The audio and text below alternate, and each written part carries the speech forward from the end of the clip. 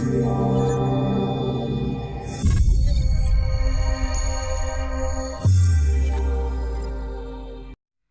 guys, welcome to the Paint with Lovejoy website. This is the place for first-time and beginners to get comfortable with the painting process.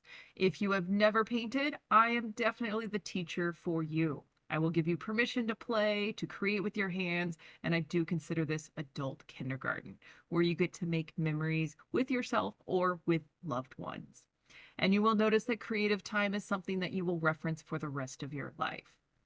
I do encourage you to send me photos of your paintings. And when you're done with my YouTube videos, please check out my Paint Your Pet course for even more in-depth and kind of my signature class. It's a lot of fun. Before we get started, I want to say thank you for being you. And I also want to give you permission to play today. I'm going to encourage that you take a lot of progress photos, and I do recommend that you turn off your distractions. Put your phone on mute. Please know that mistakes will happen. We call them happy accidents. And I'm going to encourage you to breathe throughout the painting process. Here are your recommended supplies and the colors for this particular video. This video also has a traceable, a line drawing at the beginning, and you can either purchase the traceable and transfer, or you can pause the video and draw it freehand, whichever you feel comfortable doing. Again, progress photos are important, and I'm going to encourage that you pause and play the video as much as you need and rewatch anything that you want.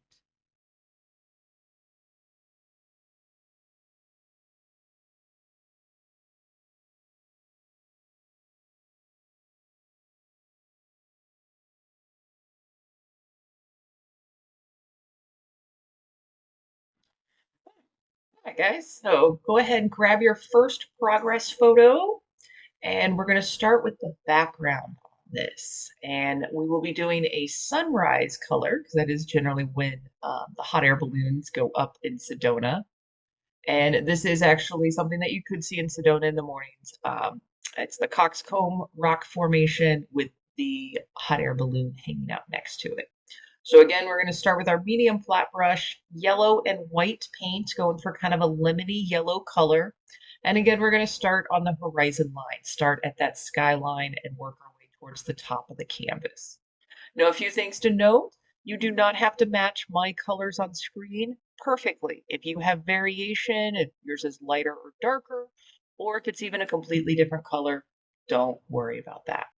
Now, if you are one of my first-time beginner painters, I do recommend that you apply your paint a little bit thicker, so that way you're going to cover the texture of the canvas. If you apply your paint, you can see the texture, just apply your paint a little bit thicker.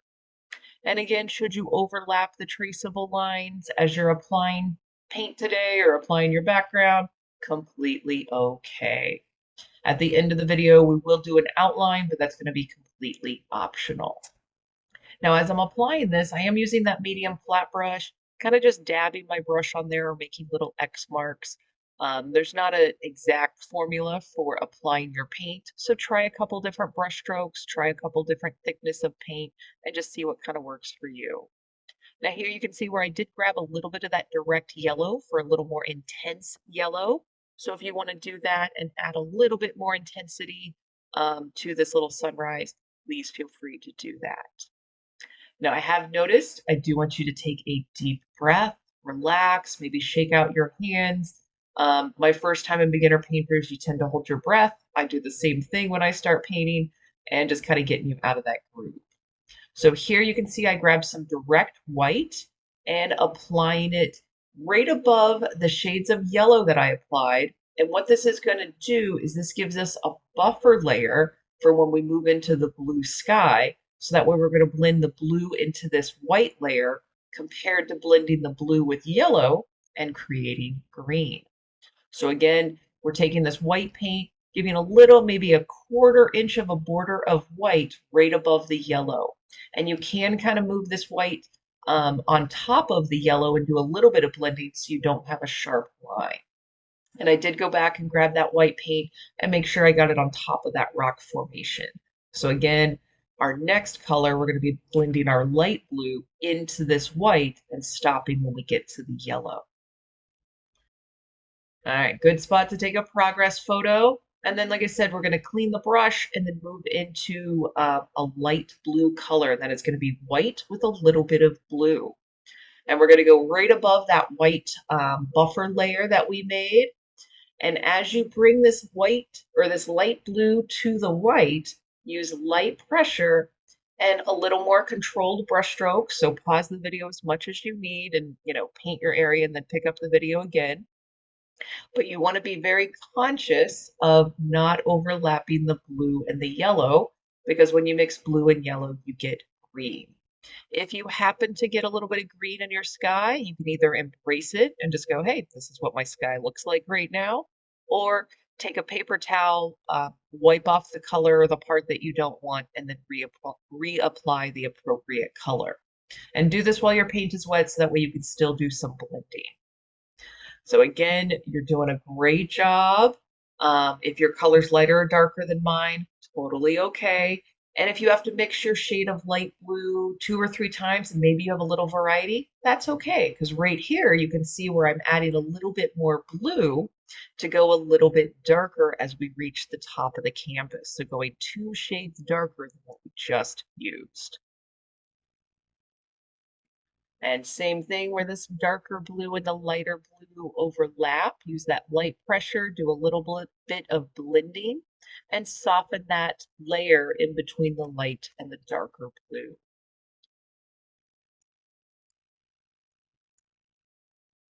All right, doing a great job. Again, if you have to mix this and you have a little variations and maybe it's a little darker or lighter, totally okay. Just the fact that you're taking time out of your day to get creative, hang out with me, make something with your hands, that already makes you successful and hopefully that already helps alleviate any stress you may have had earlier. All right. If you are painting on a stretched canvas and you want to carry these colors around the edge, that makes it look nice. I am painting on a flat canvas panel and I don't really worry about the edges for the videos, but just some extra options for you.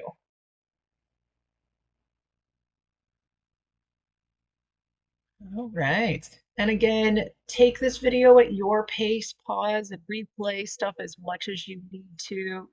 This isn't a race. And this is something that if you painted it more than once, you will see your improvement from each painting. And you'll also notice your comfort level increasing.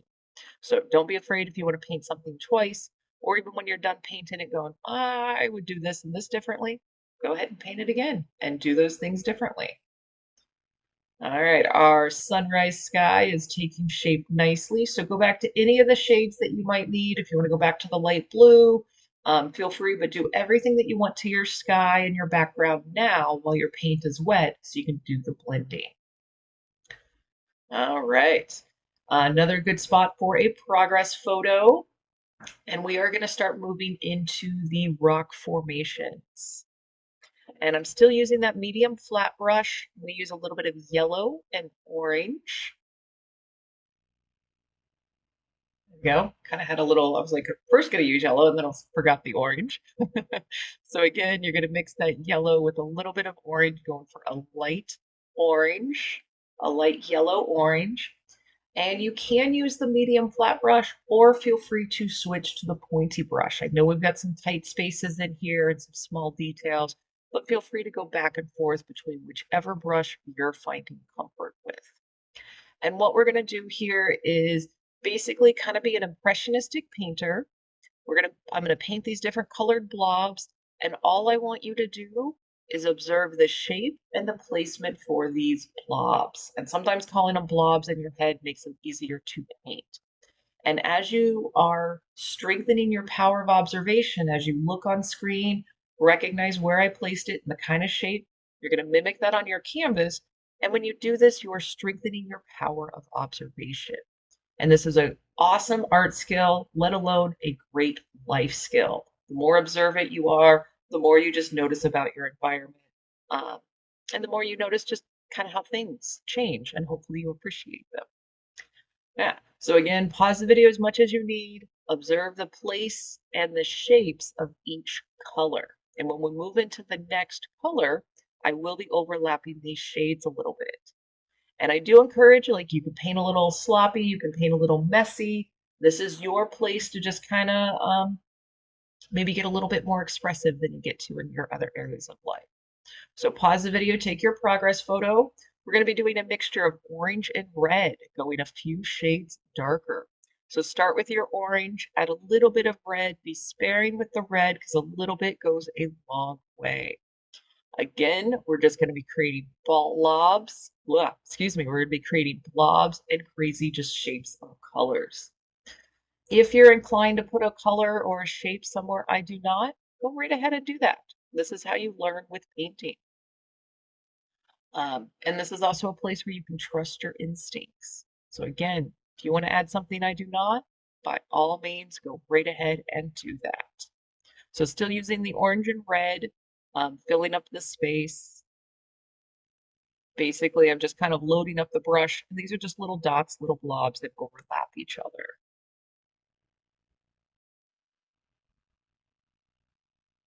All right, and if at any point you want to take a progress photo, even if I don't prompt it, go right ahead and do that. It is nice to just see how things change and evolve. And as always, remember to breathe. It's amazing when we do something new for the first time, how much we hold our breath. I do the same thing. So remember to breathe. And again, still using that orange and red color combo. If you have to mix it a couple of times, maybe it's darker, maybe it's lighter each time, just embrace that. The more that you mix your colors, the more your brain remembers and takes in that information. So the next time that you paint, it's going to be even easier to make some of these colors. So painting is kind of a compounding process where you just keep building on your skills. So it's not about being perfect or photorealistic on your first try. So in a good spot for a progress photo. And then we're going to do a red and purple color combo. Start with your red, add a little bit of purple, and we're going to just keep with the same formula. We will be overlapping some of these colors here. And we are, again, just using little dots, little blobs. I'm still using the flat brush and kind of holding it sideways, but if you need to, jump down to the small pointy brush. And this is one of those things that I will recommend. Again, paint a little messy, paint a little kind of impressionistic style, but also about halfway through or at different points, get out of your chair, prop your painting up, and look at it from across the room, about 5 to 10 feet away. Um, and it's pretty cool. It looks much better from a distance. So I usually make this joke in my in-person classes. Don't be upset if you like your painting more from across the room, or if you like it more on your cell phone when you take your progress photos. Everything looks better from a distance. All right, so a good place to pause the video, take your progress photo. We're going to start moving into a little bit of green, and we're going to make our green. So I take a little bit of white, add a little bit of blue, and then add a tiny amount of yellow. So we're going for kind of a light green.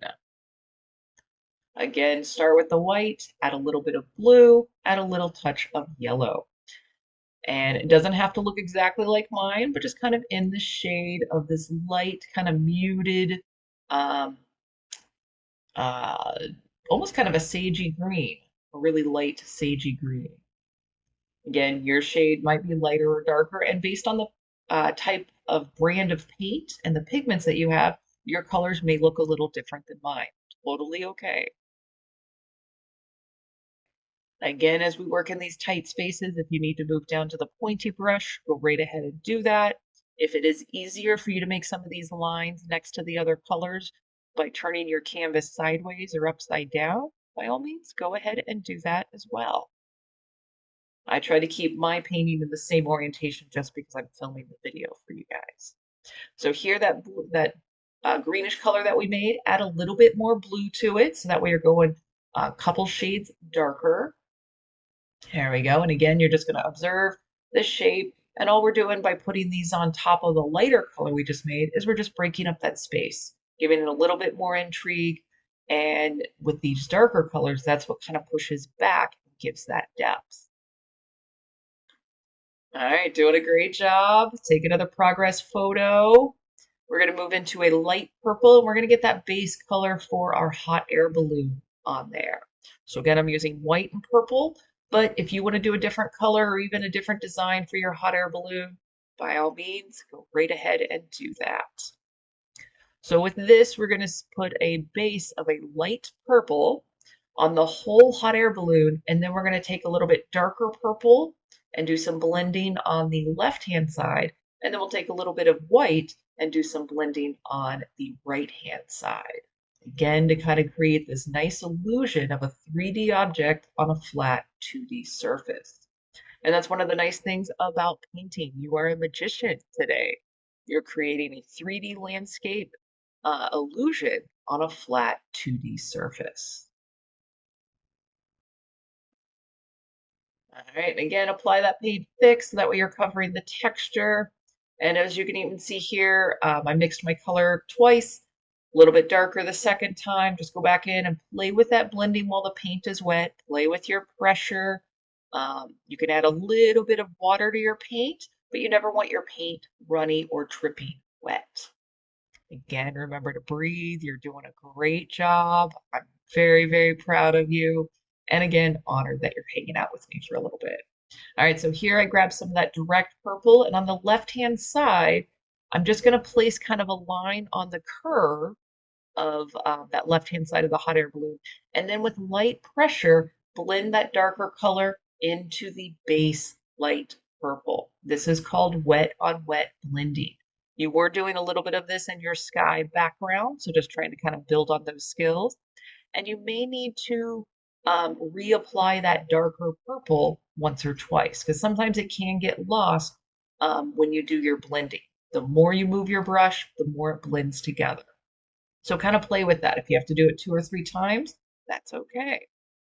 Then we're going to clean the brush, grab white paint, go on the opposite side, do the same thing. We're going to kind of put that white on there, wipe off that brush if needed, and then with light pressure, go back and blend that white into the base color.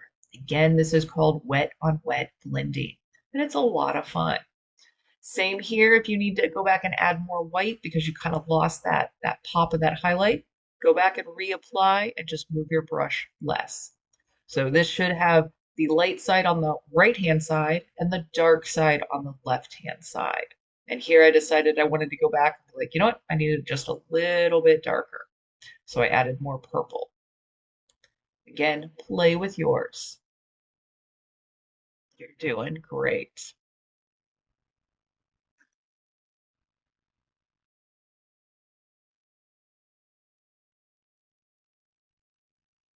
All right, good spot for a progress photo. I'm going to keep moving on. You're doing awesome.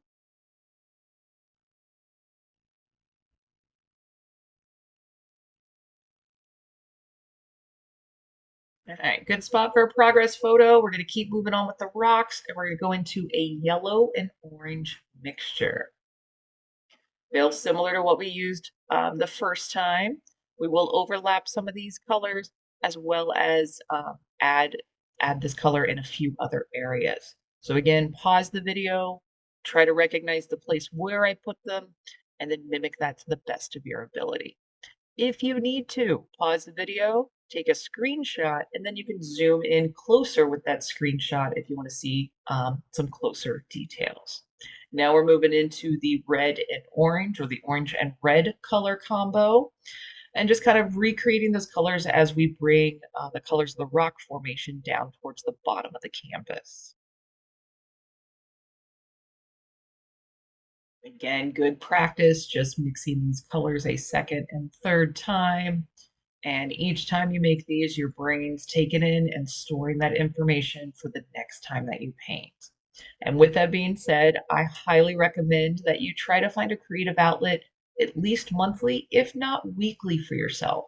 When you're done with today's painting, take a note of how you feel and maybe the fact that you didn't think about other areas of your life while you were painting this. And that is one of the best parts about the creative process, whether you're choosing to paint or draw or do something music or dance, but having a creative outlet is very healthy for your psyche, for your brain, for your life. So here now I did switch down to the pointy brush, grab that progress photo, and we're going to switch to yellow and white. Again, going back to kind of our highlight color, and we're going to place this on top of some of our other areas. Again, using that pointy brush, almost like pointillism, just making little dots on here, breaking up the space, giving a little bit of a highlight. Again, pause the video, take a screenshot, and you can zoom in closer to see some of the areas where I might be putting this color. And then again, trust your instincts. All right, doing good. And again, very impressionistic style. We're just kind of putting these blobs of color next to each other, but it's amazing when we put one color next to another color, how we can create this 3D illusion.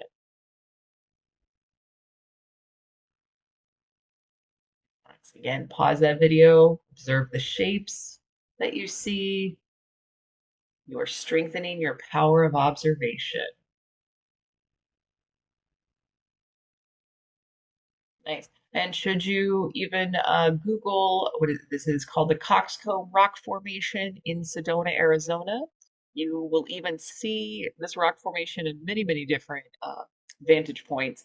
But you can look at that and add anything that you might want because I have simplified it on this painting. All right, so now we're moving into the red and purple color combo, going back to our shadow value, our dark space. And again, still using that pointy brush, making these little dots, um, little blobs of color. And again, this is amazing when we put that shadow value in there, how much it pushes stuff back. If you're finding that your brush is kind of shaky, exhale as you touch your brush to the canvas, and that will help steady out your hand.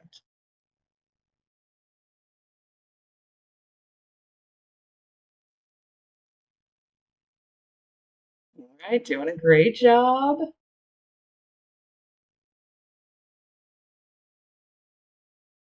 Trust your instincts. If you want to put something where I do not, go for it. And with that being said, if you end up, doing something and you're like, oh, I shouldn't have done that, or I don't like how that looks, you let your paint dry and then just paint a new color on top of it. That is one of the nice things about acrylic paint.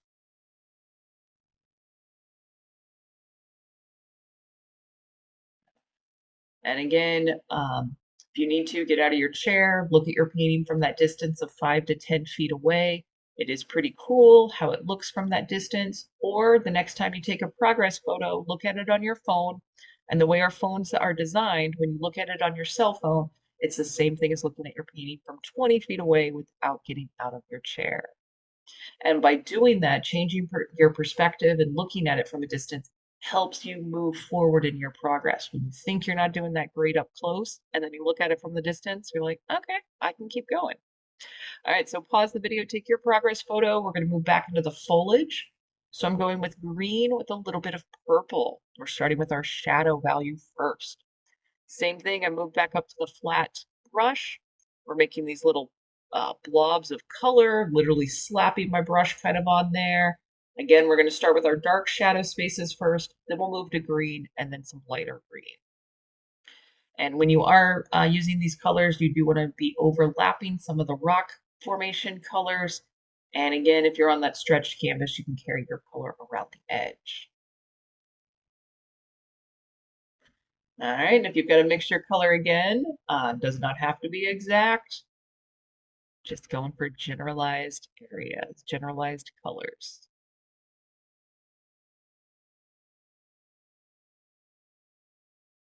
All right, you guys are doing great. Remember to breathe. This is taking shape very, very nicely. And I actually mountain bike quite a bit out by this rock formation. Some really good trails out there. So there's been a few times that I have seen the hot air balloons out there. All right, so now I moved over to green and orange. And what this is doing, it's still a dark color, but because we have so much red and orange in the rock formation, the foliage that would be overlapping the rocks would have a little hint of orange and red into it.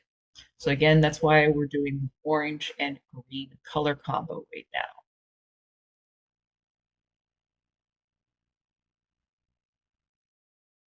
There we go. It's looking great.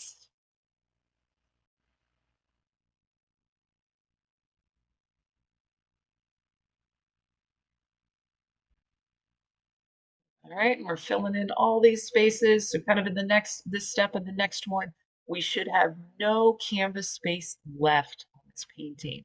So even if it doesn't look like what mine looks like on screen, if you've got any canvas space showing on yours in the bottom of the canvas, just put some of the shade of green on there. On your rock formation, if you have any spaces showing, just go back with the color and fill in those spaces. We still have to do the basket for the hot air balloon, but that should be the only space that is left. And here you can see I moved to a yellow and green color combo. It's not super bold compared to the darker colors. So if you want to add more yellow to yours, go right ahead, but just kind of coming in with that kind of lighter highlight color. You could still use your green. And here, if you need to, you'll see that I am grabbing just some of that direct yellow and filling in any of these canvas spaces. And because the green and the darker shades are still wet, it's going to mix together a little bit. All right, so I'm going to do green and blue now. Again, another darker shade. I have moved down to the pointy brush. You can add a touch of orange to it if you want. Again, that's going to make it a little bit more muddy, a little bit more earthy, because with the pointy brush, we're going to make little dots on top of the rock formation. And this is giving the indication that there is foliage up on this rock formation. And if you've never been to Sedona to see these rock formations, you literally are like an ant on a rock. You are so tiny on this giant rock formation. And we are obviously looking at it from a distance to be able to see all that we're seeing. So again, pointy brush, it is our green and blue mixture with a little bit of orange in there for the foliage on this rock formation. You're doing a great job. And again, pause the video, observe your shapes as often as you need to. And even if you need to go back and rewatch an area of the video, go ahead and do that. Adjust your learning to what you need.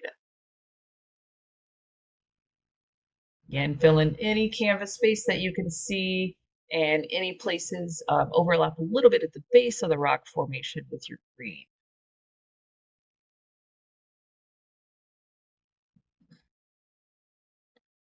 All right, doing great. Do everything that you want now, and then I want you to take a break and let all of this dry before we move into the next steps. So give yourself about 15 to 20 minutes, let it dry, maybe get some food, relax, look at your painting from a distance, check out my Paint Your Pet ad, and then we'll resume the painting process after this ad.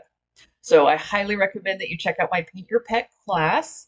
If you've never painted, I'm still the perfect teacher for you, and this is a great thing to do after you do all my YouTube videos or stuff on my Paint with Lovejoy course.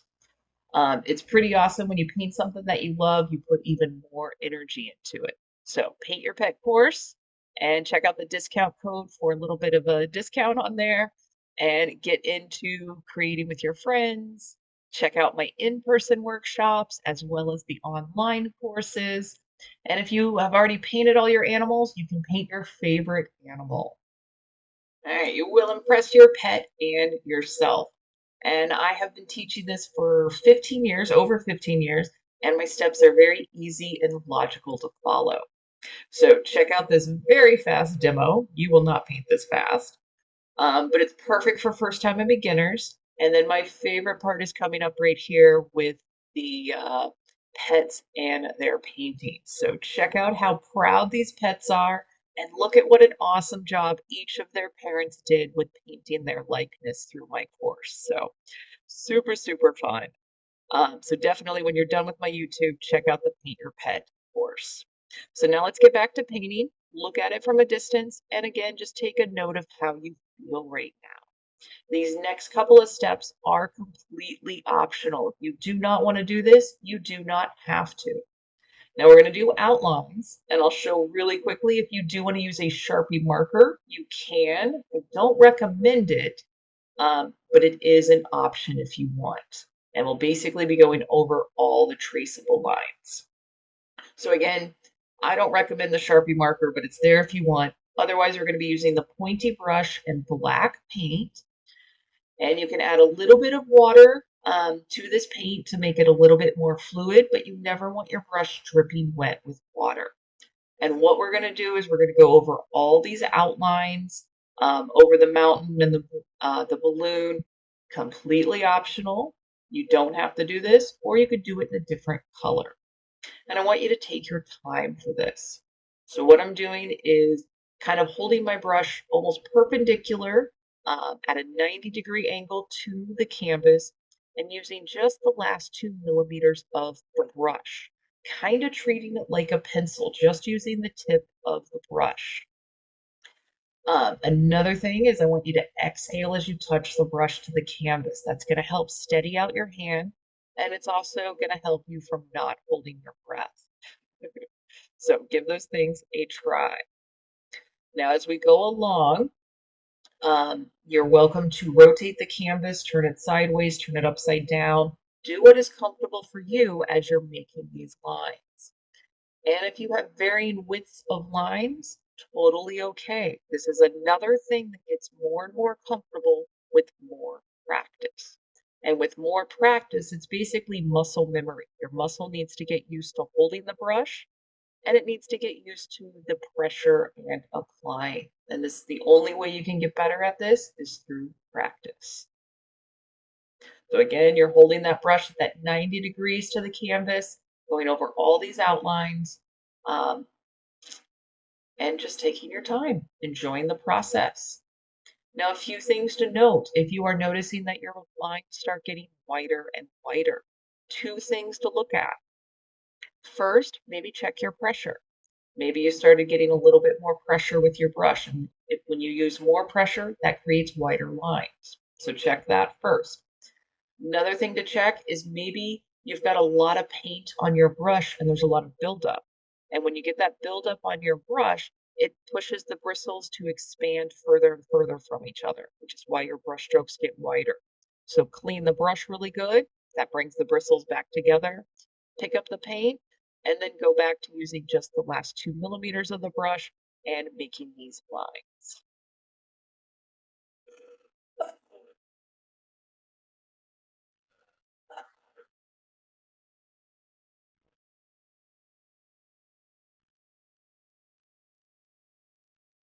So you're doing great. Again, trust your instincts. If you're inclined to put some lines or put some marks in here that I do not, go right ahead and do that. Especially the marks on the inside of your mountain are just going to help break up that space and give you a bit more definition in this rock formation. We are obviously not capturing every single detail, but just getting a generalized impression of it. And that's why we call this impressionistic painting. All right, doing great. And again, if you even want to add a hiker on there, if you want to put a plane in the sky, birds in the sky, you can add and change anything that you want. Now, whether you change anything or not, I do ask that you send me pictures or tag me on social media with what you create or what you upload. I love seeing those. All right, taking shape nicely. And again, as we move into other areas that we're going to outline, if you don't want to outline the balloon or even that back mountain on the distance, again, you do not have to.